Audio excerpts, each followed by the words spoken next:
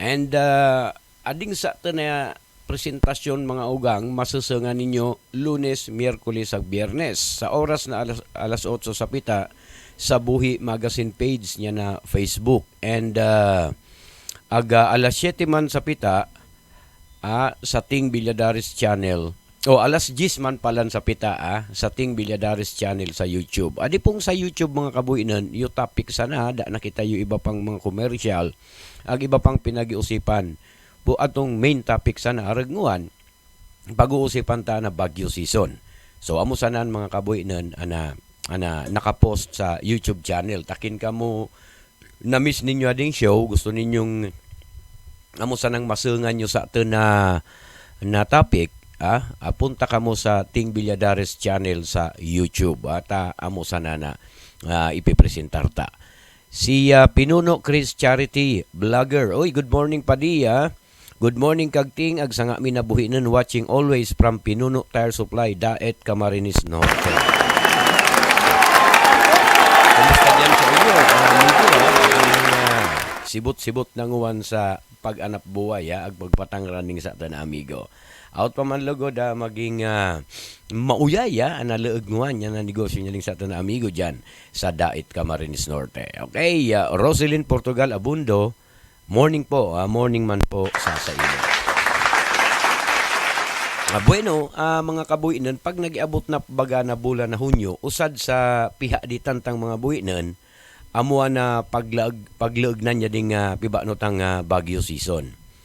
Mala mga ugang takay nang nipipita, si Bagyong Chedeng, nasiripan niya na pag-asa, basado sa interong abilabling datos na nasa rayong 1,070 kilometros east of Southern Luzon. Uy, di na sana sa Southern Luzon, kaarani.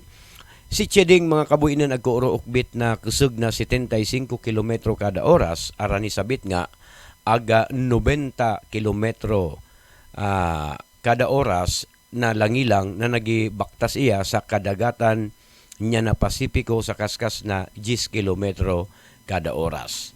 Pinagisikaran mga kabuinan sa forecast niya na pag-asa na hindi man na di maglandfall. Kaya di ka mumagadit, uda man ipinagi banderang wind signal hasta sa pagluwas niya ding par sa Lunes amo ana karkulo niya na pag-asa.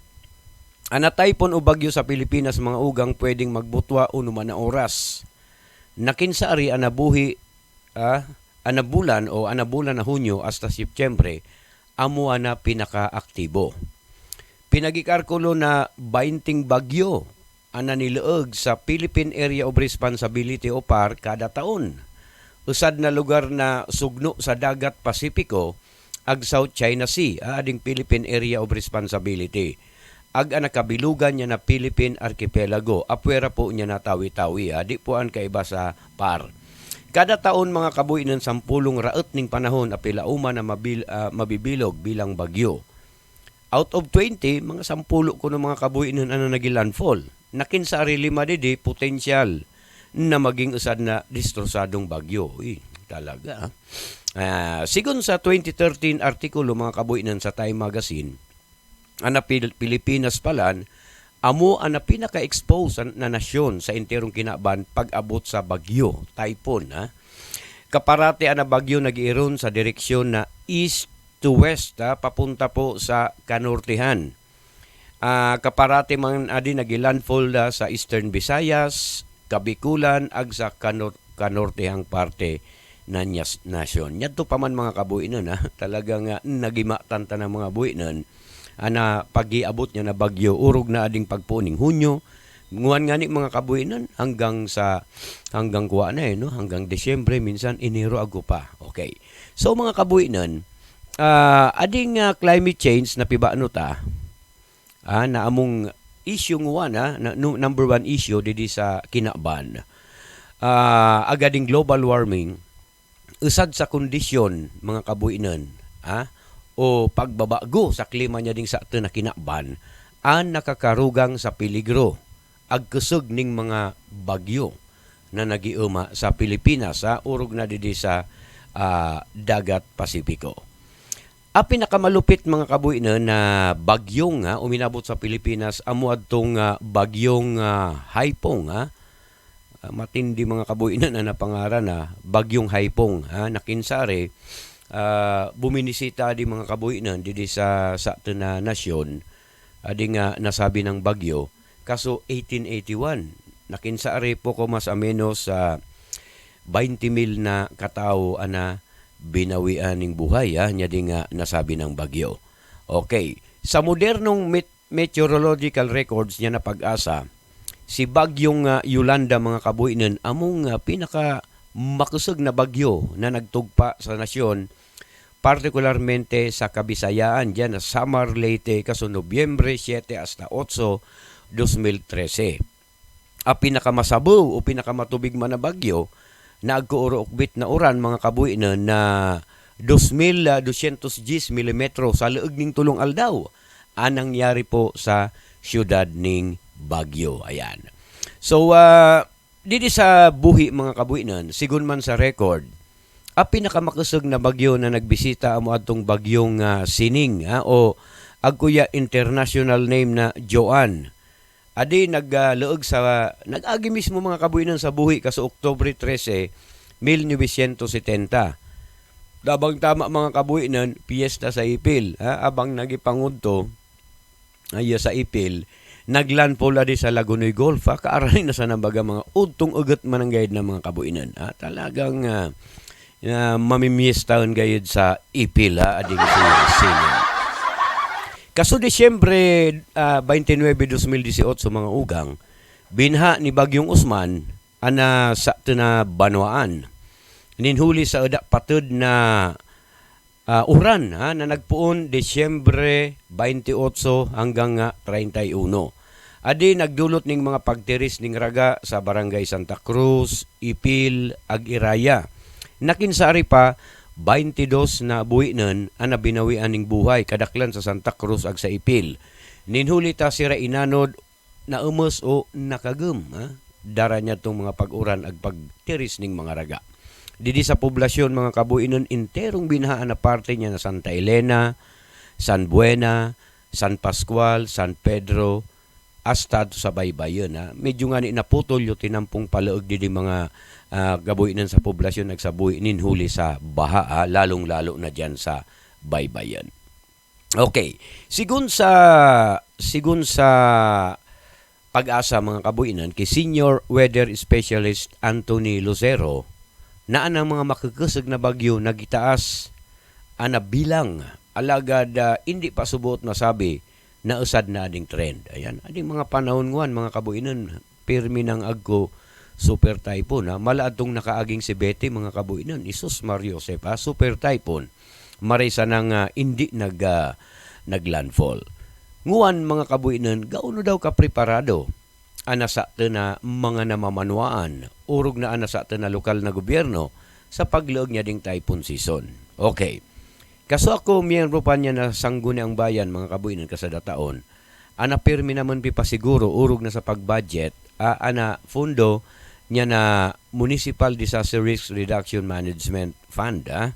Nakinsaari mga kabuinan ago kita establisadong opisina o grupo sa liderato ni Mrs. Carmelita Marquez. Nakinsaari mga kabuinan pinag-equip ta din ng mga kagamitan, teknolohiya, behikulo, ag iba pang ekipahe. Tanganing magresponde bago sa panahon ag pagkatapos ning usad na kalamidad o bagyo.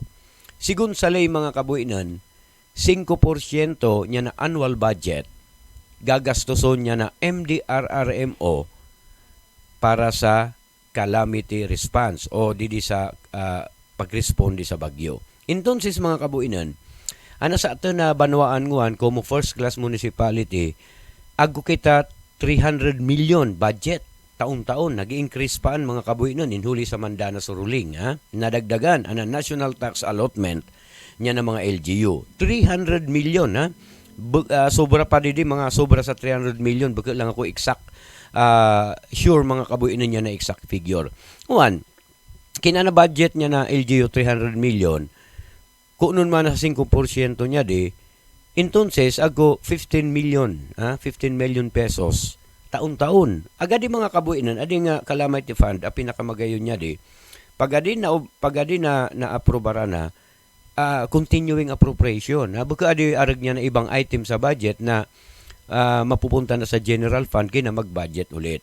Alagad ading calamity fund, sige sa nang rugang niya di 15 million, kina nagastos nga 5 million sana, ago 10 million. So another 15 million next week, di pira na, 35 million. After 5 years mga kabuinan, na di-adi na iron, mabubot na nga di sa trust fund. Ag pwedeng mag-reprogram na LGU sa pagi niya na sanggunian bayan, kinsa area di gagamitin. So bagan kadako mga kabuinan, ana calamity fund. Sabi niyo usad na pilosopo man na buhinan mga kabuinan. Kaya kuno nagibisita na bagyo sa buhi, tanihanda kuno ana mga buhinan. Talaga nga kadakil pasawi.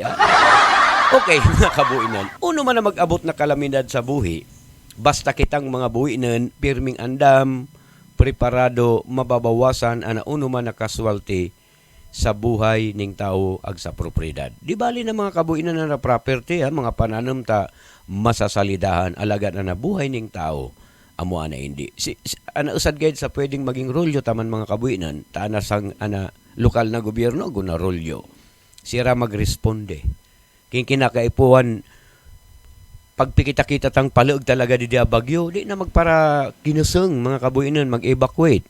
Pumunta na sa mga evacuation center. Diyan sa Ipil mga kabuinan deklarado na parang di pwede nang pag-istaran, So kaya nga ni diyan sa Dilafe nagkaaguning housing project si President Digong Duterte durante niya dong Usman ta nagbisita pati didi sa Camarines Sur. So tinawan niyang priority ading buhi na mag-aguning housing. Yung mga taga-Ipil, Santa Cruz, Iraya na apektado. Indasa na mga kabuin ng tabaga kaoy na baga niya na nasabi ng proyekto, inda kinatapos na ana mga housing project na nasabi. Siyempre mga kabuinan apuera sa paglikay ag pag-andam, iba ng taning pangadyeon sa mahal na Diyos. Pag-ayat ning sukuro sa ato na mahal na Diyos. Taamo adi ana usad na pinaka-poderosong pangontra sa bagyo. Ag uno pa man na kalamidad. Basta kitang mga buhinan, alerto 24 oras. Laging handa, laging safe sa uno man na oras. Kaya mga kabuhinan amuan, na pinaka-importante. Typhoon season, nagilaog na didi sa atin na nasyon, ana nga mi na magakanigong paghahanda mga kabuhinan, gibuhon ta.